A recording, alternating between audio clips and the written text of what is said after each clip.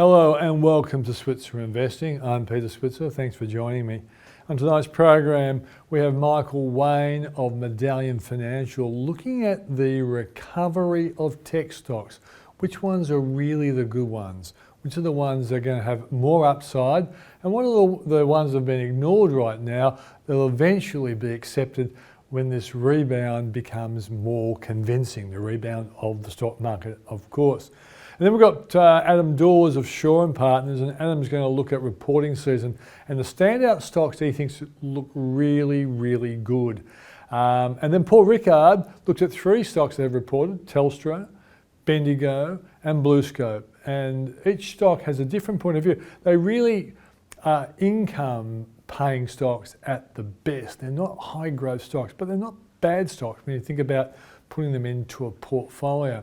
Now, before we go to Michael Wayne, I've written a story today for the Switzer report, and I've looked at the 10 tech stocks that analysts really like. Now, they like them to different magnitudes. I think Tyro about 100% upside, the analysts believe, but analysts are doing their best guessing the future.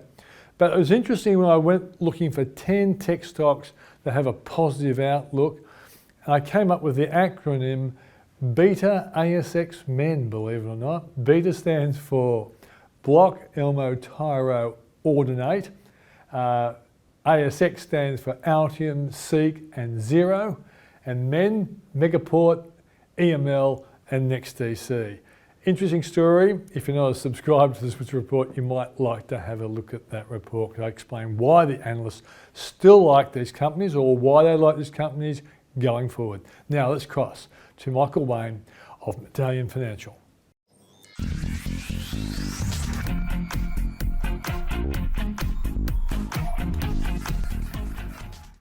Joining us now is Michael Wayne of Medallion Financial. Michael, great to see you. Good to be here, Peter. Well, last time we talked, we were kind of wishing and hoping that tech stocks would make a bit of a comeback, and they have made a bit of a comeback. And I think at the time you thought that the quality ones would probably move first. Yeah.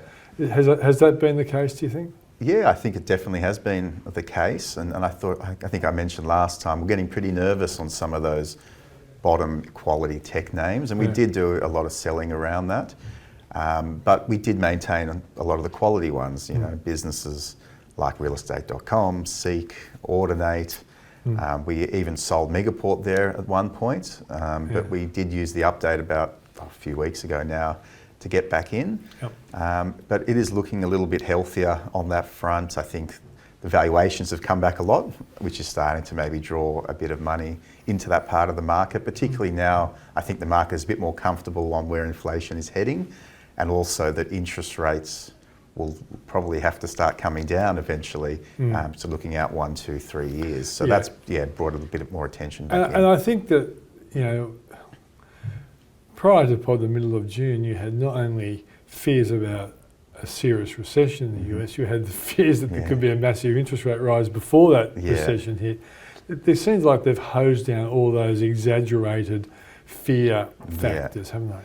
Well, everyone was very, very nervous, rightly so, probably because markets hadn't had to deal with a rate rise cycle as vicious as what we've been dealing with recently. But going into this, economies are in a pretty good position, and I think they've been strong enough to withstand those interest rate increases, at least so far it appears that way. So that's why I think the confidence has come back in. I mean, I'll be very surprised if markets just rallied straight back to where they were 6 months ago, given all that's going on at the moment. And although we've had some more pleasing news of late, it wouldn't take much to set the markets on a negative turn again, should some of that information, that data start to deteriorate. Yeah, and look, it makes sense. If a market has a nice rise, there's always going to be some profit takers. Yeah. My feeling is, unless some real surprise curveball comes from left field, I don't think the US market will go below the lows we saw in June. What do you think? Yeah, I think that's definitely possible. I mean, I wouldn't be surprised, as I mentioned, if they go back and maybe test those lows or work. There's been a pretty rapid rise throughout July, one of the best monthly increases for July ever, I think it was. So, is that for the S&P 500 or that NASDAQ? Was for the NASDAQ. S&P 500 wasn't bad either as well. So Yeah, there's definitely some more optimism coming in. Potentially everyone was getting a little bit too negative. Yeah. The earnings season in the US so far has been not bad, although there have been a lot of misses on the cash flow numbers. That's something to keep an eye on. A lot of companies have built up their inventories over the last 6 months as fears around supply chains were building, but again, they seem to be easing and moderating as well. So, look, it's a tough situation the markets are in at the moment because of all the uncertainty. Tell me a time when it's not. That's the whole thing. When Look through when history. It's flying high, you wonder when it's going to turn around. There's when it's always slow, something to worry about. But look, inflation's been the key thing. Interest rates has been the follow-through impact from that. But I think the markets are now less concerned about how high interest rates are going and now more focused about when they're going to come down. Yeah. Because you can't raise interest rates as quickly and as high as they've been increased without slowing the economy down, and the central banks will be conscious of that and won't want to sort of overdo it potentially. Yeah.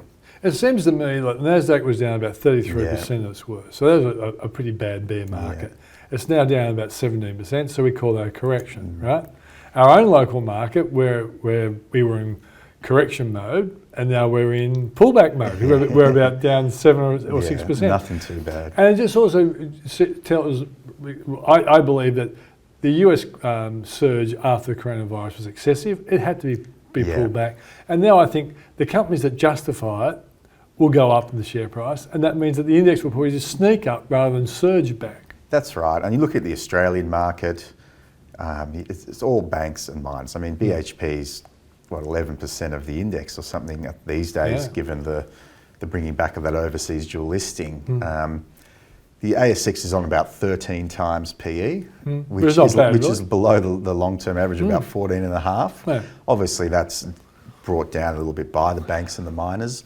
So look, I think there's a lot more value on the table, and people are now being a bit more selective about where they put their money. But a lot of good quality names got thrown out with the rest of everything else, and now that selective bargain hunting starts to come back. Now, let's go to the tech stocks. You mentioned Nord8. Nord8 was smashed earlier on, but we always said it had a distinctive technology, and it's another reason why I like Megaport. It has a fairly distinctive world-class technology, and those guys have been coming back.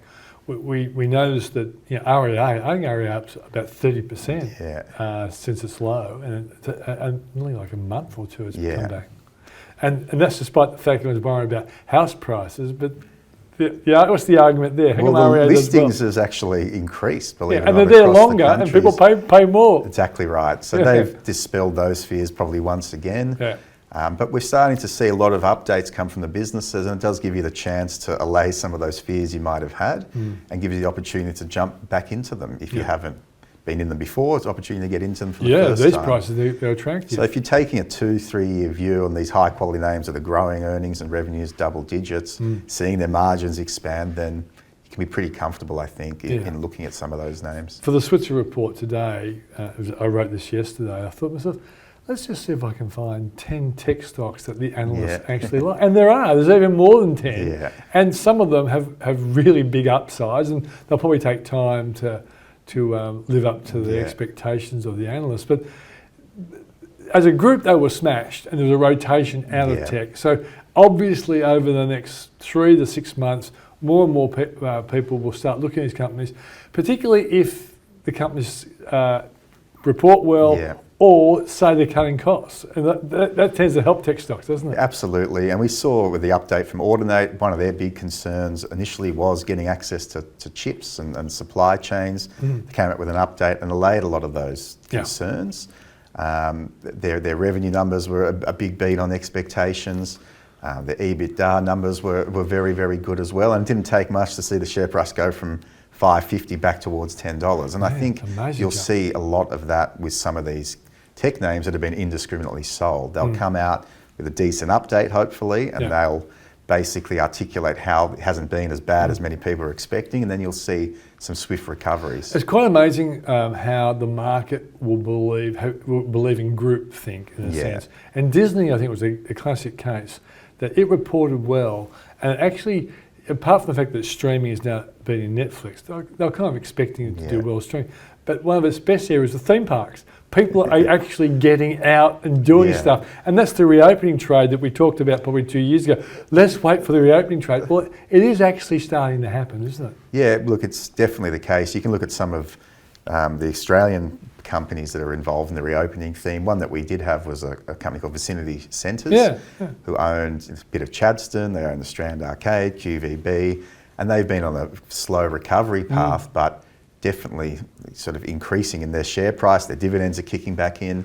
And for something that's a fairly conservative type company, property-based assets, you've seen a 30% capital gain plus 5% dividends or so. So the reopening trade continues to play out. Travel will be interesting to see how the travel stocks all report.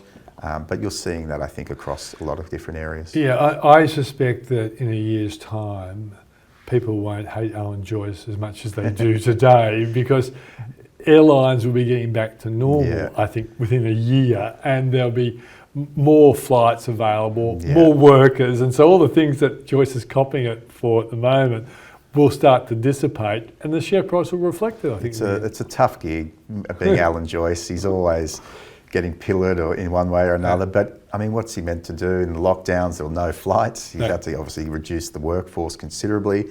Obviously now they're trying to bring that on as quickly as possible, but look, the airlines, it's hard with Qantas. We're never a huge fan of the airlines because of all the different components and variables that go into them. Volcanoes or COVID price of oil. Or whatever. The price of oil was looking very hairy for them a few months ago. That's now moderated. But I think people are travelling. People are back out and about. You saw the City of the Surf yesterday.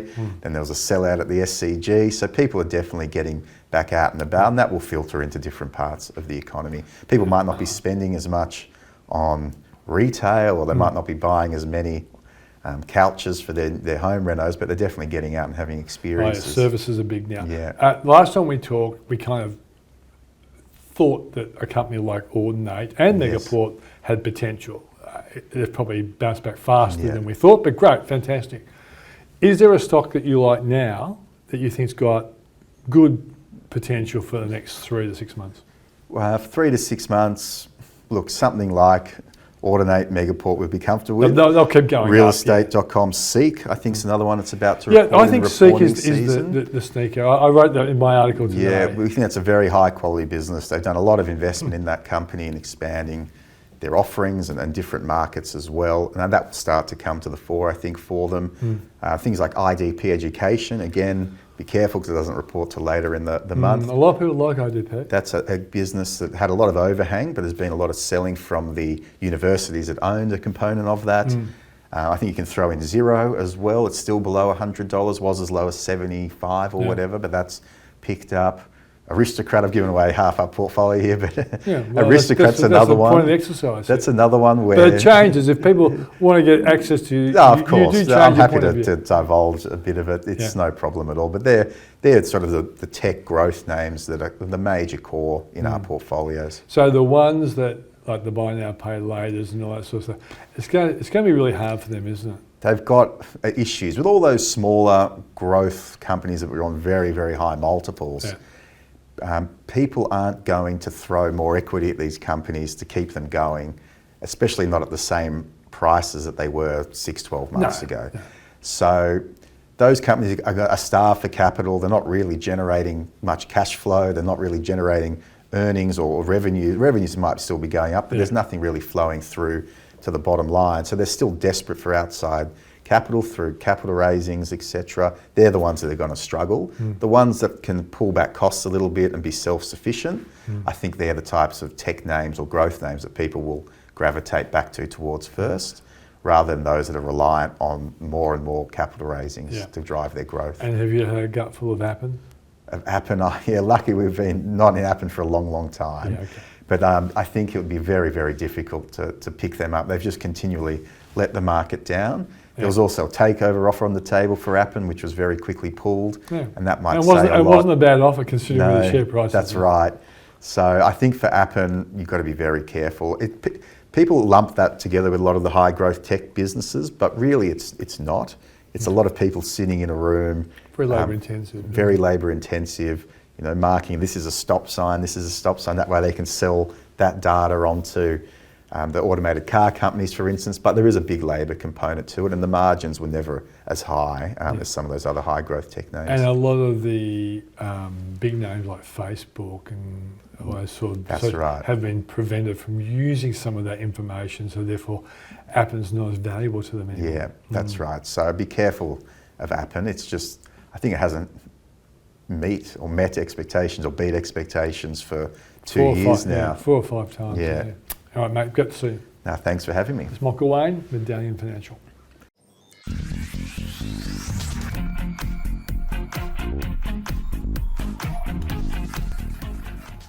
Well, joining me now is Adam Dawes of Shaw & Partners. Adam, good to see you. Great to be here, Peter. How are you going today? Excellent, mate. Let's talk about reporting season. And JB Hi-Fi reported today. What do you think?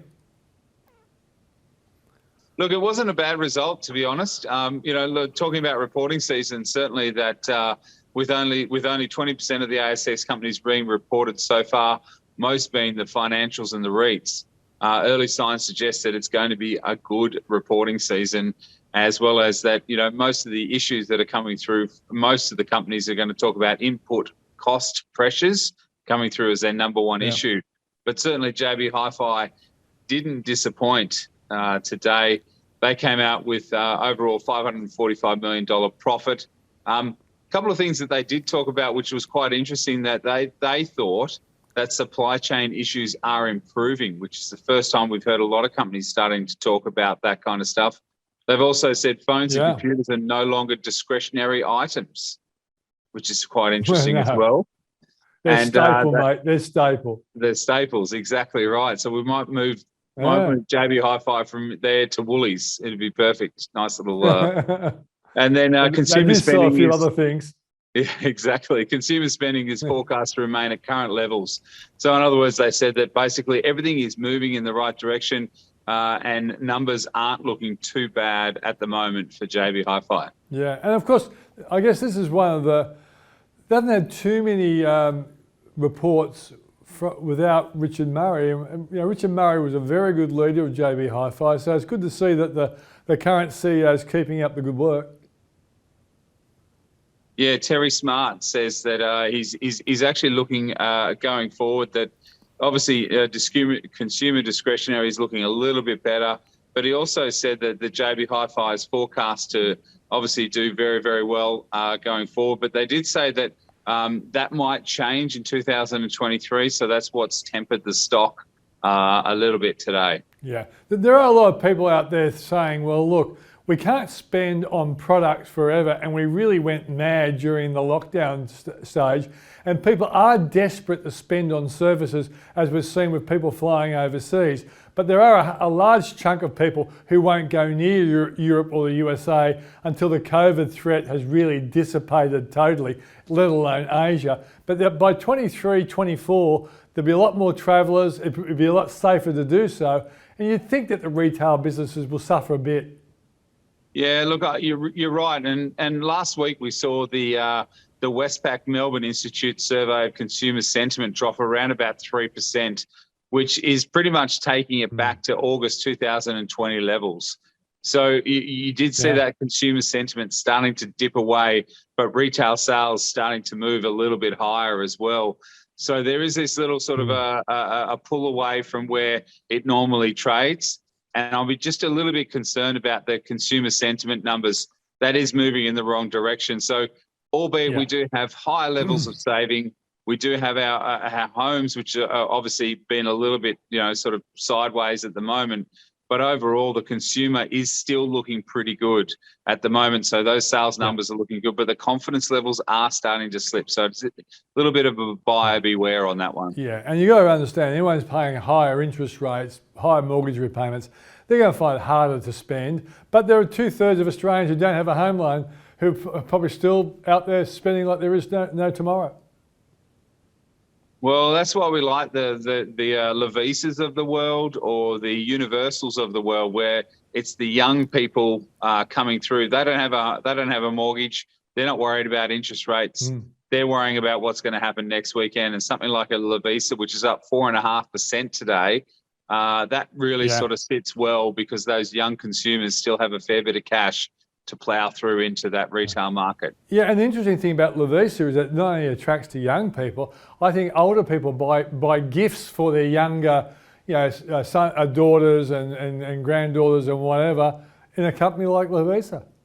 Yeah, it's that fast fashion, isn't it? What's trendy today might not be trendy in a couple of weeks. Yeah. And that's really starting to show with Lovisa's numbers, where as the stock's up today. But it does show that there is resilient pockets inside of that discretionary spend.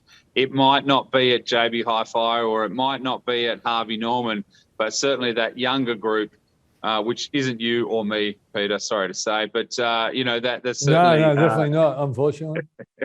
It definitely shows that there are those people out there that they're not worrying about interest rate hikes. They're not worried about energy prices that are sort of crunching households at the moment. They're willing to spend a little bit on that fashion, that jewelry, that kind of thing to make them look relevant. So, it's an interesting dichotomy that we're seeing in the consumer space at the moment. Yeah, you mentioned Lovisa, which I do know. What was the other one you mentioned?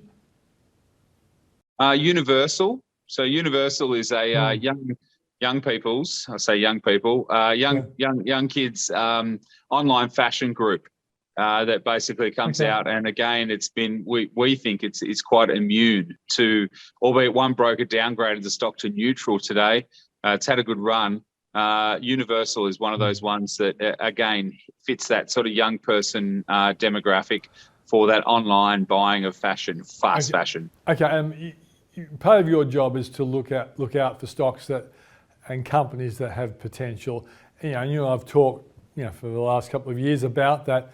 Has there been one company that's reported which has said to you, I was right to like this company, and the report has endorsed or told me that I'm on the right course and this company has upside? So you can say I'm asking for a lot, something you've liked, something that's reported well and still has upside. For my viewers to think, okay, this is one of Dawes' destroyers.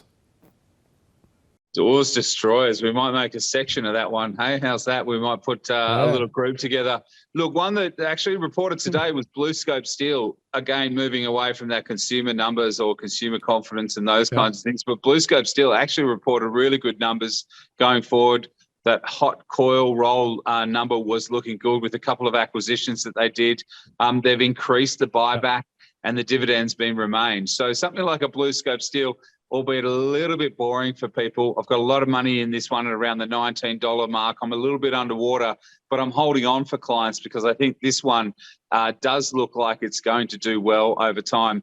The other side of the equation is the coal stocks. Now, I know it's out of favour at the moment. Nobody really likes the coal stocks, but these guys are spitting out ridiculous amounts of cash at the moment. So for anybody that's potentially doesn't have an ESG filter and they're comfortable to buy these coal stocks, Bowen Coal, Whitehaven's done very well, Terracom, all of these kinds of things, they're going to be spitting out some amazing amount of numbers with dividends to follow as well. So that's a sector that we're definitely overweight in space for clients is the coal sector. So definitely one of those ones to keep an eye on. Yeah, and I should make the point that you have actually for the last year or so talked about the prospects of BlueScope, and it has come through in spades. It's good to see that you're not always wrong, Adam.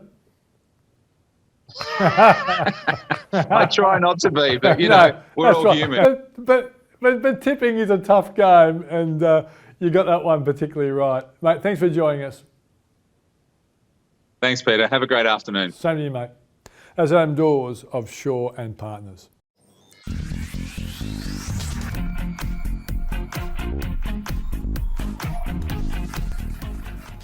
So I'm joined by Paul Rickard of the Switzer report. We're looking at some of the companies that have reported so far, and he likes Telstra. Yeah, Paul? Well, I like Telstra for people who like what I would describe as an annuity stock, Peter. This is a stock that, look, you're never going to get rich owning Telstra, but what I really like about Telstra is the share price is incredibly stable, right?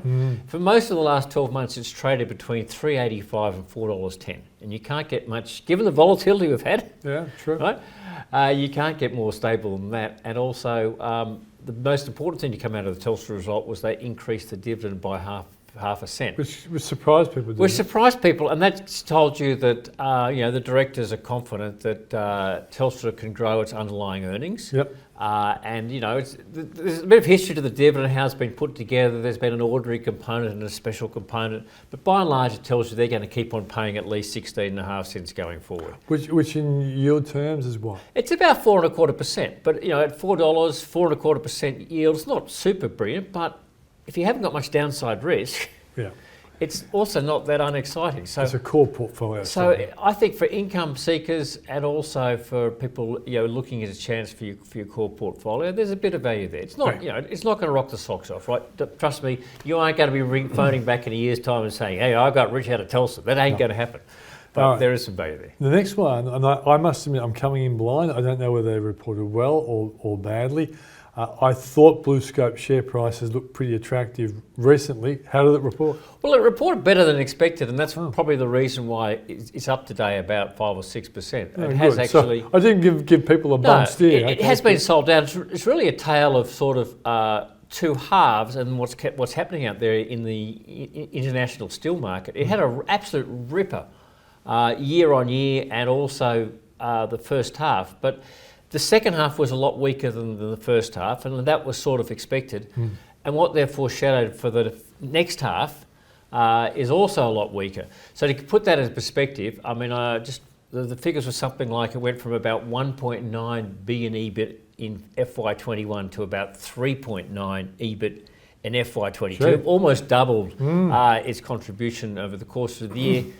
But the first half was about 2.3 billion. The second half was only 1.5 billion. Now that 1.5 was better than expected, but looking ahead, they're forecast next year to be about 800 to 900. So it's a big decrease looking ahead in the next 12 months. But it still went up. But it still went up. And I think what the market liked was two things. One, it beat expectations this year, and it did beat overall.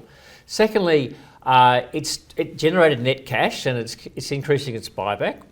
Which is a positive. Yeah. Thirdly, it maintained its dividend. So it recently changed its policy to try to pay a dividend of 50 cents per share, and it maintained that. And fourthly, it said, look, its dividend next year might be franked because it will start to pay tax. So I think the market, let's give the market some time. Overall, BlueScope has come off quite a bit in the last few months, right?